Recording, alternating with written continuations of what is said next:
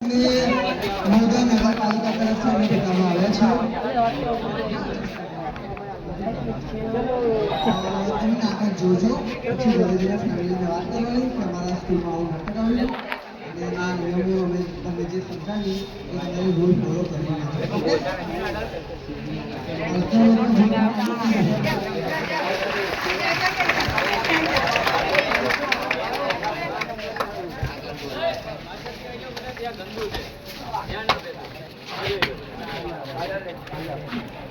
चलो हजी एक लाइन आगे दीजिए आगे जरूर बेटा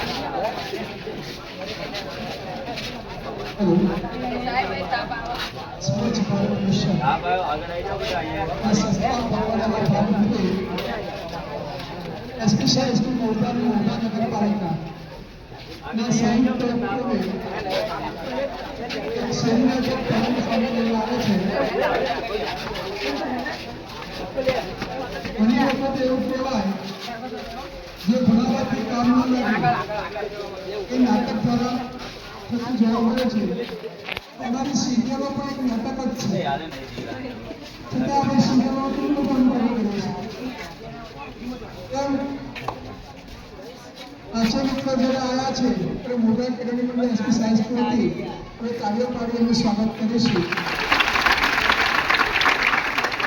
સમાજ સ્વસ્થ રહેશે તો વ્યક્તિ સ્વસ્થ રહેશે વ્યક્તિ સ્વસ્થ રહેશે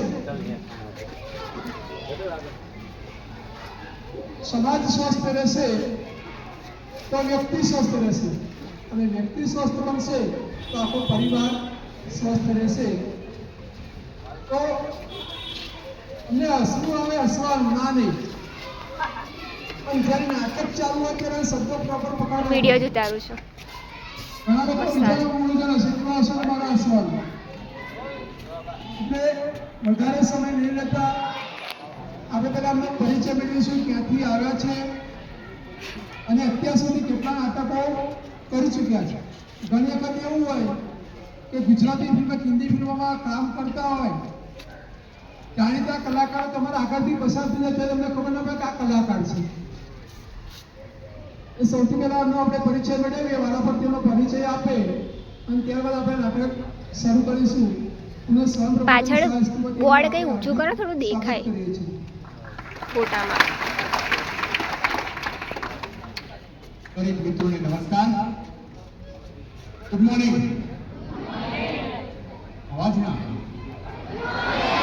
થોડું જોરથી હા તો હું અમિત પટેલ અમારી સંસ્થા છે અમદાવાદથી જેમાં અમે આવા જાગૃતિ વિશેના ઘણા બધા વિષયો પર નાટકો કરીએ છીએ અને અમે સ્ટેજમાં પણ આપણે ઘણી વખત બધા યુટ્યુબમાં બધા નાટકો જોતા હો છો ને તો એવા મોટા સ્ટેજ પર પણ અમે નાટકો કરતા હોઈએ છીએ પણ અમે જેટલા વર્ષોથી આની સાથે જોડાયેલા છીએ અને સેવા સાથે જોડાયેલા છીએ એટલે આ પ્રકારના જે સમાજમાં જાગૃતિ ફેલાવવાના વિષય હોય એમાં પણ અમને મજા આવે છે એટલે આજે એક નાટક લઈને તમારી સમક્ષ આવ્યા છીએ સાથે મહેશભાઈ છે એ પણ અમારી સાથે વર્ષોથી મારી સંસ્થામાં જોડાયેલા છે બાજુમાં છે વરુણભાઈ છે એ પણ અમારી સંસ્થામાં જોડાયેલા છે નાટકો કરે છે અને પોતે ડ્રામા ડિગ્રીના સ્ટુડન્ટ છે જેમ કે તમે આજે ભણો છો તો ભણતા પછી ઘણા લોકો અલગ અલગ ડિગ્રી હોય ને બીકોમ લે બીએ કરે બરાબર એમાં ડ્રામાની પણ એક ડિગ્રી હોય છે એનું પણ ભણવાનું હોય છે 3 વર્ષનો કોર્સ હોય છે 12મા પછી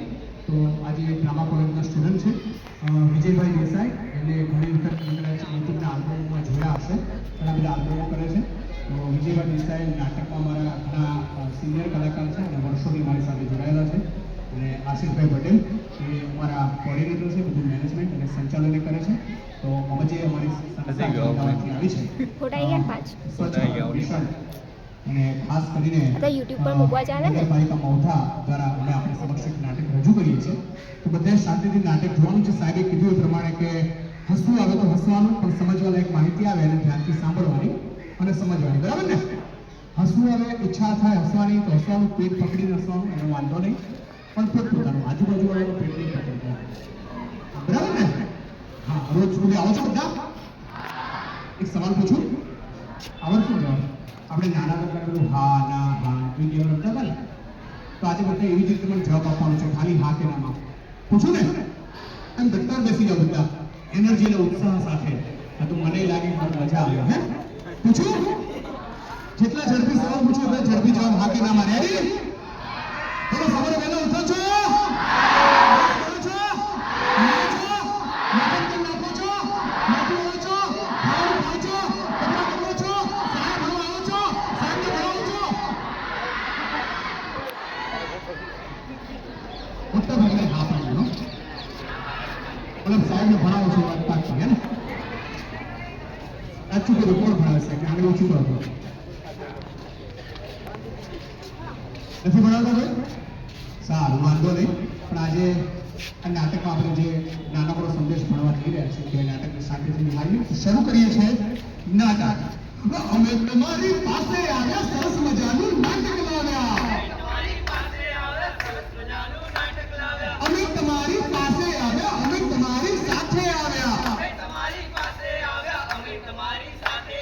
સ્વચ્છતા હી સેવા કરીશું. અમે તમારી પાસે આવ્યા. નાટક લાવ્યા, નાટક લાવ્યા, સરસ મજાનું નાટક લાવ્યા.